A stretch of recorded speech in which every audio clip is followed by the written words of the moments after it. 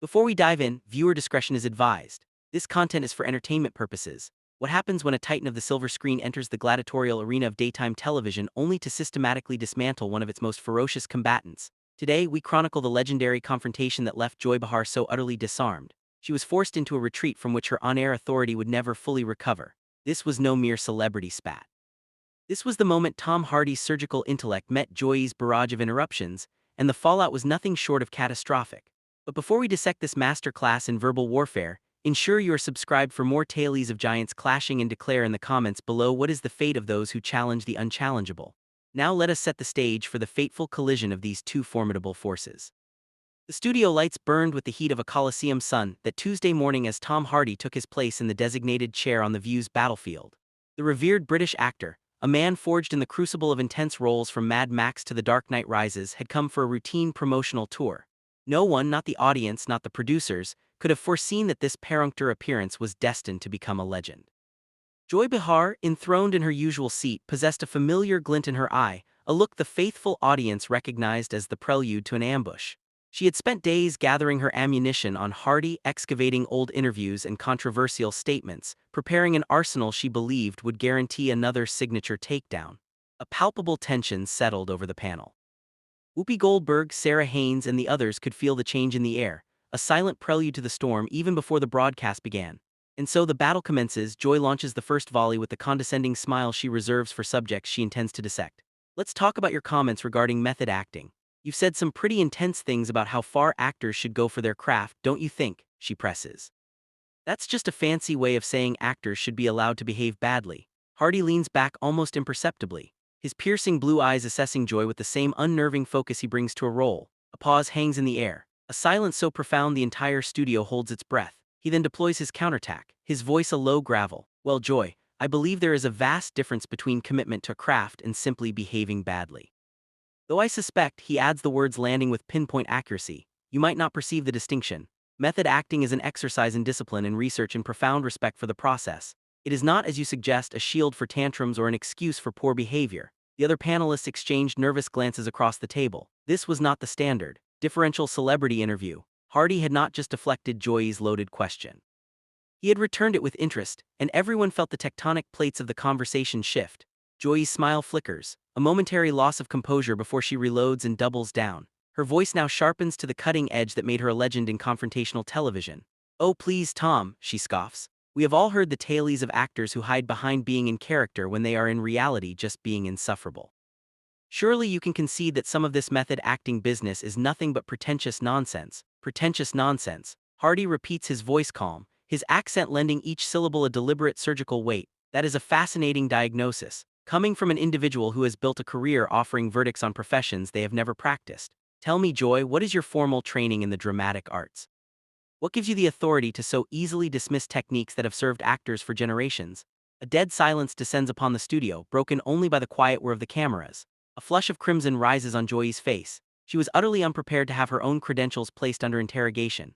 She was the inquisitor, never the subject. I've been in this business for over 20 years. Joy retorts, her voice climbing in pitch, a clear signal of distress. I think I know a thing or two about what is genuine and what is merely actors being self-indulgent. 20 years of what precisely? Hardy inquires, his tone one of sincere curiosity which only makes the question more devastating. 20 years of observing from behind a desk offering commentary because unless I am profoundly mistaken your own experience and performance is, shall we say, quite limited. Is it not? You have done stand-up. You have hosted, but you have never been tasked with the complete dissolution of self for a role. Have you? Whoopi makes a move to intervene, sensing the confrontation had breached containment. Now let's not, but Joy, her pride grievously wounded, cuts her off. I don't need to have climbed Mount Everest to know that it is tall, Tom, and I don't need to be a method actor to spot when someone is using it as an excuse. Hardy's expression remains a mask of tranquility, but his composure has now taken on a predatory stillness. He is the grandmaster who has just watched his opponent walk directly into a fatal trap. That is in fact the perfect analogy. He says, his voice dangerously soft. You are correct, Joy, you don't need to climb Everest to know its height, but you would need to be a mountaineer to critique a climber's technique, would you not? You would need a deep understanding of rope work, of oxygen systems, of weather patterns. You would need actual hard-won expertise, not merely an opinion from the base camp. Are you suggesting I am not qualified to have opinions? Joy demands, her voice now frayed with agitation. Not at all, Hardy replies, the word a silken blade. You are eminently qualified to possess opinions. However, there is a chasm between holding a personal opinion and issuing authoritative judgments on professional disciplines in which you have never participated. Surely, he concludes, a veteran of the media such as yourself can appreciate that distinction. The other hosts are now in open distress. Sarah Haynes shuffles her notes aimlessly while Whoopi telegraphs desperate pleas to the producers off camera. The interview has shattered its script, and Joy has lost all command of the battlefield. You know what, Tom, she says, her voice lacquered with a bitter sarcasm. I think you're proving my point perfectly. All of this intellectual posturing, she sneers, this overwhelming need to sound so profound and important. That is precisely the pretension I am talking about when I condemn method acting. Hardy tilts his head, and for the first time in this duel a smile touches his lips. It is not a smile of warmth, it is the smile of a victor who has just been handed the enemy's sword. Intellectual posturing, he repeats quietly. Joy, I have answered every one of your questions with directness and with honesty. I have engaged your criticisms with consideration. If that is what you perceive as pretentious, then I suggest that says far more about your own comfort with substantive discourse than it could ever say about my character. The words detonate in the studio. The silence that follows thick with fallout. Joy's mouth works, a fish gasping for air, searching for a counterattack. But for what may be the first time in her televised reign, she is utterly disarmed. Hardy presses his advantage, his voice a calm, steady blade. You inquired about my method, I provided an explanation. You contested that explanation, and I in turn questioned the foundation of your challenge. You labeled my reply pretentious, and now he concludes I am merely observing that to dismiss a thoughtful exchange as pretentious may reveal more about one's own intellectual arsenal than anyone else's. At what juncture in this engagement have I been anything but direct and respectful? The camera operators, like seasoned war photographers, zoom in, capturing every flicker of Joy's crumbling facade. Her legendary confidence has bled out, replaced by the stark terror of a general watching her army collapse. This is absurd, Joy stammers, the words a desperate retreat. I am simply attempting to conduct a normal conversation. Are you? Hardy parries, a single eyebrow arched like a drawn bow. Because from my position it appears you arrived on this battlefield with a pre-written history of the victor. Your objective was to brand method acting as indulgent folly, and when I presented a counter-narrative you rejected it without ever engaging the substance of the argument. That is not a dialogue, Joy, that is a tribunal where the verdict was decided before the trial began. The dead silence stretches, a chasm between them.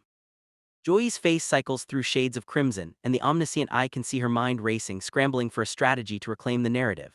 The other hosts shrink into their chairs, wishing for invisibility. Listen, I believe we're straying from the path. Whoopi finally ventures, a peace offering in a war zone, but Hardy is not finished. On the contrary, I believe we are precisely on the path, he states, his gaze shifting to Whoopi for a moment before locking back onto Joy. Joy posed a question about method acting. One assumes because she desired a discussion. My only aim is to comprehend her immediate hostility to the idea. Given her lack of practical experience in the craft, Joy's jaw sets like concrete. She is unaccustomed to being the subject of analysis on her own stage, and the raw discomfort radiates from her. I am not hostile to anything. I just believe certain actors use it as a license to be difficult, and some actors likely do. Hardy concedes with disarming calm, just as some television hosts likely use their platform as a cudgel against those they dislike rather than fostering genuine discourse. Should we then condemn all hosts by the actions of the worst? The counterattack lands with the force of a siege engine. Joy's eyes widen, a flicker of pure shock that he would turn her own logic against her with such devastating efficiency. That is entirely different, she protests, but her voice is a hollow echo. Is it? Hardy inquires, his tone one of authentic curiosity. You propose we judge an entire artistic discipline by its most flawed practitioners. I am suggesting we apply the same standard to television hosting. What principle makes one critique valid and the other forbidden? Sarah Haynes attempts an intervention. Perhaps we could discuss the new film. But Joy, unable to let the challenge stand, cuts her off. You are twisting my words, Tom. I never suggested we judge all method actors by the few. Hardy's expression is one of infinite patience, yet his tone is now almost Socratic, that of a teacher correcting a pupil who has fundamentally misunderstood the text. Actually, Joy, your precise words were that method acting is pretentious nonsense and an excuse to behave badly. That strikes me as a generalization of the broadest order. Would you like me to ask the producers to roll the tape? The offer to replay her own indictment hangs in the air, a public executioner's blade. She shifts, her unease palpable, the realization dawning that millions are witnessing this vivisection. I believe you're being intentionally obtuse, Joy says, her voice now a brittle shield of defensiveness. Optus, Hardy repeats the word, a hint of amusement coloring his tone. Joy, I have been nothing if not direct. You made an assertion, I questioned that assertion. You attacked my question, and I noted how that attack might be perceived. Which part of that logical sequence strikes you as obtuse? Joy is in a free fall. Her standard arsenal, the interruptions, the deflections, the ad hominem strikes, is useless against an opponent who refuses to be baited, who insists on following every thread of logic to its inexorable end. You're just playing word games, she accuses, and the weakness of the charge is plain to all. Word games? Hardy's eyebrows climb higher. Joy, words are the very currency of ideas. If you find yourself uncomfortable with their precise application, perhaps this medium is not your natural habitat. The implication that a veteran host is unfit for television is a catastrophic blow. Gasps are audible from the other hosts. Off camera, the production crew signals in frantic, silent panic. Joy's face drains of color, then floods with a furious red. How dare you? How dare you imply I don't belong here? I have been a titan of this industry longer than you have been a professional actor. Have you though? Hardy asks, and the simple, quiet question lands with more force than a shouted accusation. I mean, what is the metric for success? Because from this vantage point, your entire methodology seems engineered to generate heat, not light. You deploy loaded questions. You silence thoughtful answers with interruptions, and you attack your guests for failing to follow your script. Is that success, or is that merely performance art? The surgical precision of the diagnosis is breathtaking. Every viewer recognizes the truth in his description of her style, and the fact that he is proving his thesis in real time makes the moment immortal. I ask probing questions. That is the work of a journalist. Joy fires back, her voice now trembling with rage. Journalist.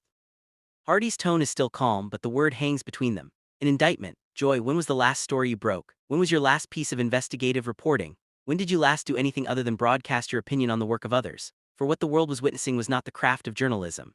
It was the spectacle of a professional provocator, one who had forged a career from confrontation, now attempting to ambush a man who refused to be drawn into the fray. The chasm between reporting and punditry had been laid bare for all to see, and with surgical precision, Hardy had just positioned Joy firmly in the latter camp, all while she desperately clung to the credibility of the former. Whoopi, sensing the impending collapse, made one final attempt to call for a ceasefire.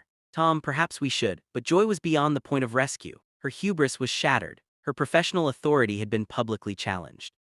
And now she faced the agonizing slow-motion catastrophe of losing a battle on her own turf before an audience of millions.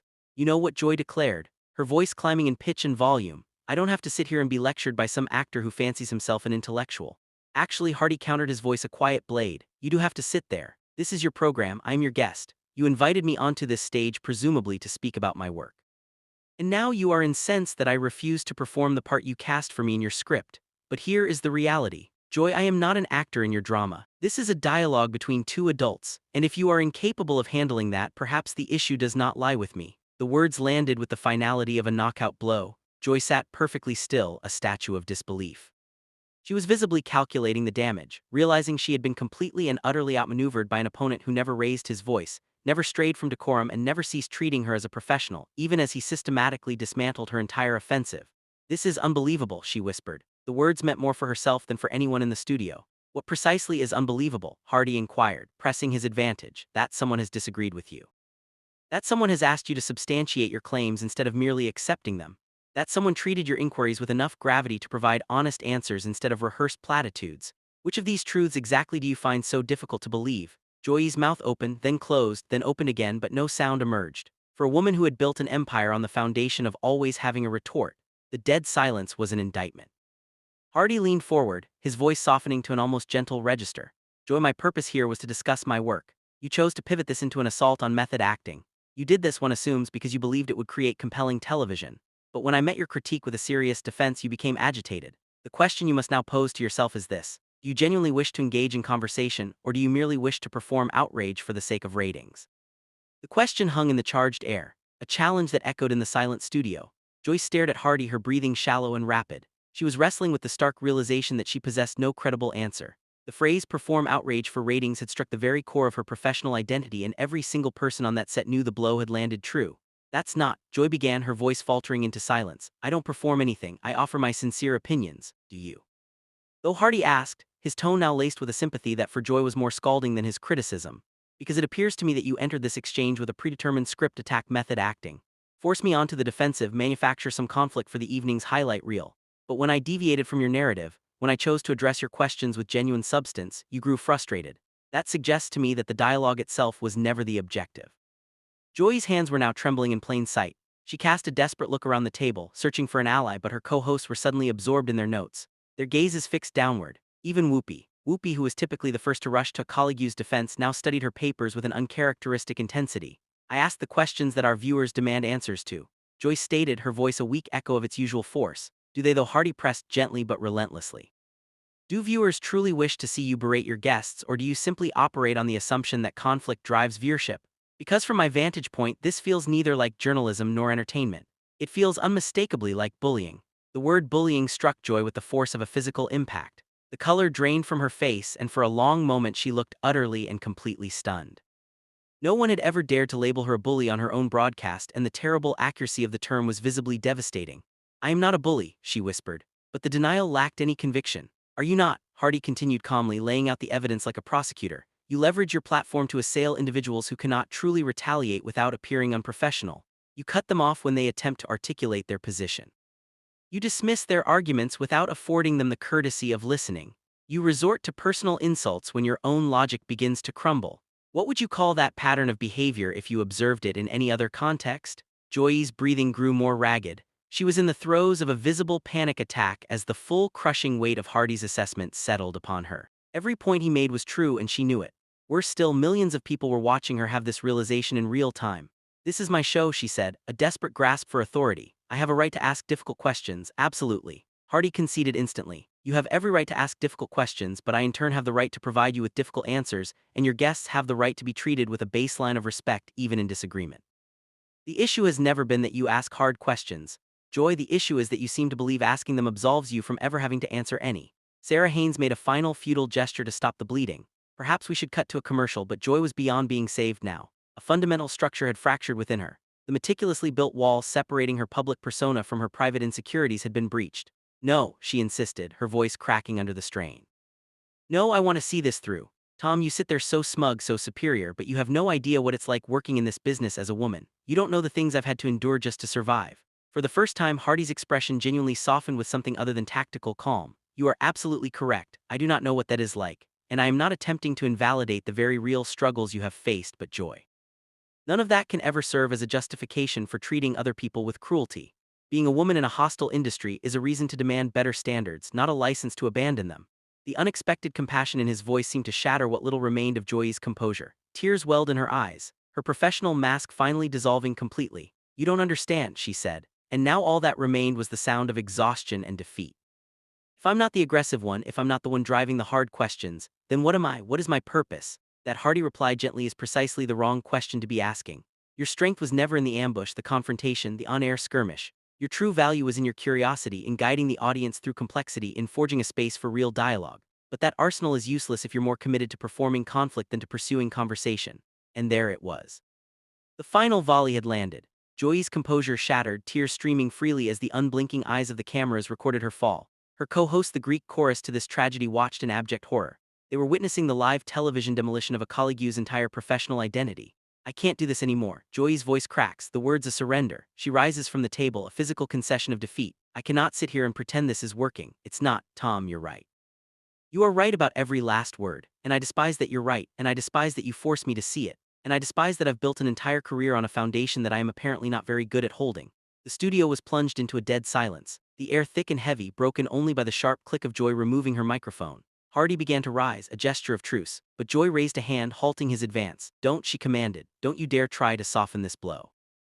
Don't try to be kind about it. You came here to promote your work, and instead you've held up a mirror to me and to everyone watching, showing the world who I truly am. And the most brutal part, you did it without an ounce of cruelty. You won by simply refusing to play my game." She turns, facing the camera head-on, her makeup a casualty of war, streaked by tears, yet her voice finds a new chilling stability. "You know what, viewers, Tom is right. I have been performing rage for ratings. I have been treating my guests not as people with something to offer, but as props in my own personal drama, and I am exhausted by it. I am exhausted by being the person who launches an attack on anyone who offers a thoughtful response to a legitimate question." Hardy remained standing, a statue of conflict, caught between the impulse to console her and the duty to respect her space. "Joy, you don't have to." "Oh yes, I do." She cuts him off, her voice sharp as glass. "Because this is the first moment of truth I've experienced on this show in years, and it required a guest to dismantle my defenses to make it happen. Is that journalism? Is that good television? No, that is simply pathetic." She scans the faces of her co-hosts, then locks eyes with the camera once more. "I built a fortress around my career, brick by brick, on being the tough interrogator, the one who let no one escape. But somewhere in the battle I forgot that the purpose of deploying tough questions is to secure valuable answers, not just to generate chaos for the spectacle. And Tom just spent the last 20 minutes demonstrating what that actually looks like." Whoopee, finding her voice at last, pleaded. "Joy, perhaps we should take this off camera." "Absolutely not." Whoopee, I am finished with off-camera discussions. I am finished with the performance. I am finished pretending that confrontation is a synonym for courage." Joy turned back to Hardy, her vanquisher. "Thank you for showing me the monster I had become. I don't like it, but I needed to see it." Hardy gave a slow, respectful nod. "For what it's worth, I think seeing it is the first step to changing it." Perhaps Joy conceded, but I cannot change it here, not in this arena, not under these rules of engagement, not with this caricature of myself that everyone tunes in to see. I have to discover who I truly am before I can ever be that person on television. And with that final declaration, she turned and walked off the set, leaving a battlefield of silence in her wake. Her co-hosts, her guest, and millions of viewers were left in the wreckage. Suspended in stunned silence, Hardy slowly lowered himself back into his chair, the victor looking genuinely shaken by the totality of his win. Well, Whoopi said into the void, I guess we should go to a commercial. As the red lights on, the cameras blinked off. Hardy sat for a moment, then looked at the remaining hosts, his voice low. I hope she is okay, he said, the words heavy with sincerity that took a profound kind of courage. And that is the story of how one of television's most feared gladiators left the arena for good, brought down not by a network scandal or a public controversy, but by a quiet man who simply refused to be her sparring partner. It seems in the end the most devastating counterattack against a person who has built an empire on performing anger is to treat them with the very respect and honesty they have forgotten how to wield themselves. So what is your verdict? Did Joy meet a fate she deserved? Or should a guest on any show be expected to play along with the spectacle? Cast your judgment in the comments below.